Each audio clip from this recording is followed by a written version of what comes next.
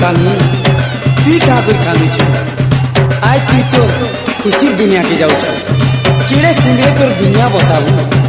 अरे पगली काहे जे कानू छ ए पगली काहे जे कानू छ इटा तोर बहाना है सत्य इटा तो बहाना है।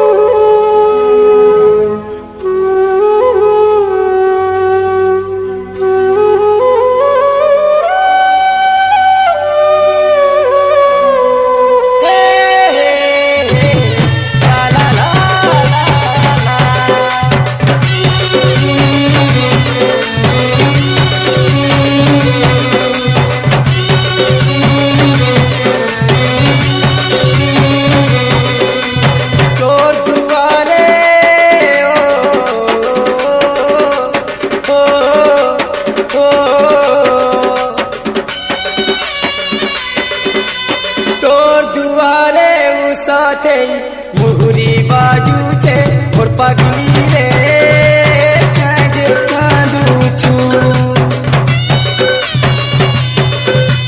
बिहा है बातू विधाता तोते देई छे और पगली रे काजे कांदू छु। तू तो खुशी दुनिया गह गह महलो मोर तो आँखी पानी बही जासी जह जह बही